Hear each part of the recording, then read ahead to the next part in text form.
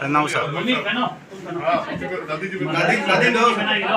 हाँ प्रणव साइड में सॉरी ना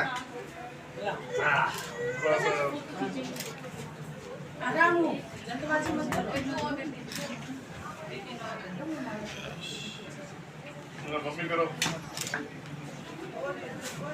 पापा ने पिटे करो कहते थोड़ा दिन में पिटे कम जाएगा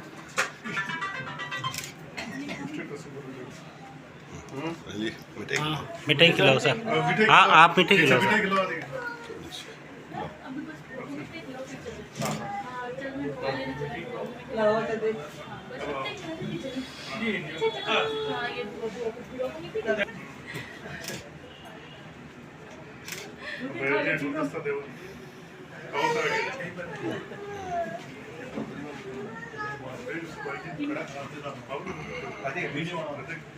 एक बार पूरा परिवार वो खड़ा हो गया भाभी जी आप वेरी नाइस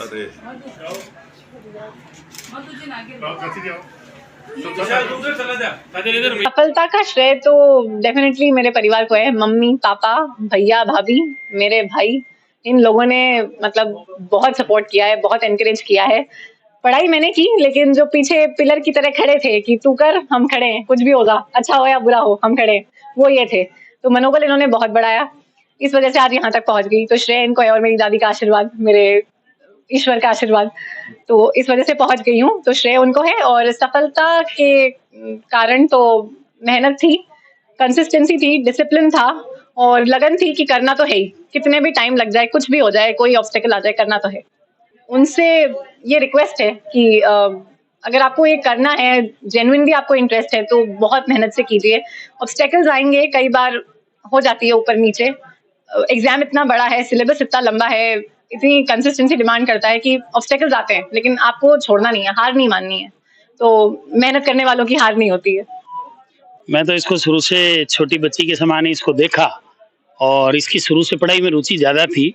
और जब ये यहाँ 10th क्लास में पढ़ती थी उस समय भी कहती थी कि मेरे को इंजीनियरिंग और कुछ नहीं करनी, मेरे को प्रशासनिक सेवा में जाना है। मैंने कहा बेटा कैसे संभव होगा, तेरे 8 सब्जेक्ट ले दिए तू और ये कैसे संभव होगा? कि पापा देखते रहो, देखो कुछ ना कुछ करेंगे, अच्छे ढंग से करेंगे। तो इसने SPS में लगभग 99% से 12th पास की।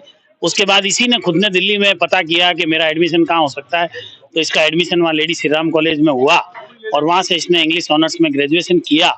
और ग्रेजुएशन करने के बाद इसने अपने आप चॉइस किया कि पापा मेरे को IAS की कोचिंग करनी है। मैंने कहा करो बेटा अगर तुम्हारी रुचि है। तो इसने कोचिंग की और एक तय समय के अंदर इसने अपना मुकाम हासिल किया। प्रथम प्रयास में यानी कि 1 साल इसने कोचिंग की। और जोधपुर में जितने भी फंक्शन होते, दीपावली होली, हम इसको कहते भी थे बेटा तू आ, तो कहती पापा 1 दिन आती हूँ, मेरे 10 दिन जितना लोड खत्म हो जाता है काम का, तो मैं इसलिए नहीं आ पाती हूँ।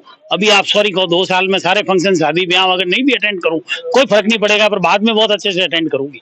ये इसका थोड़ी थ्योरी थी और उसी थ्योरी पे काम किया इसने और 17-18 घंटे रोज पढ़ाई करके और ये मुकाम हासिल किया। आज हमें बहुत खुशी है, हमारे परिवार को गर्व है इस बच्ची के ऊपर।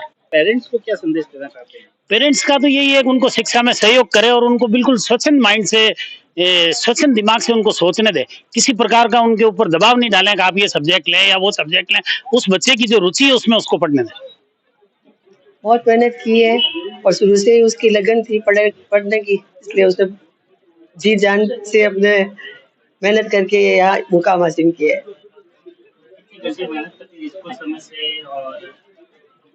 दिन में 8-10 घंटे तो पढ़ाई कर लेती थी। बड़ी अचीव किया, किस तरह का रिएक्शन आपका? वो बयान नहीं कर सकती इतनी खुशी थी। मधु जैसी तैयारी की उसमें तो कैसी जर्नी रही, कितनी मुश्किल आए उसके? वो मैं उनसे 11th में मिली थी, उन्होंने 10th पास आउट किया जब मैं उनके साथ थी। फिर 11th में मैं उनके यहाँ घर आ गई थी शादियों के। तो जब से देख रही हूँ मैं उनको, उन्होंने हमेशा 11th हो, 12th हो, ग्रेजुएशन हो या यूपीएससी हो, उन्होंने हमेशा अपना टाइम पढ़ाई को दिया है और हमेशा उन्होंने पढ़ाई की बात की है। मुझे भी मोटिवेट किया पढ़ने के लिए और हम सिस्टर्स की तरह रहे हैं। और यूपीएससी के लिए उन्होंने पूरे 2 साल किसी से बात तक नहीं की। 10-15 मिनट मिलते थे उनको बात करने के लिए और वो हमेशा यही बोलते थे कि भाभी बस मुझे ये करना है।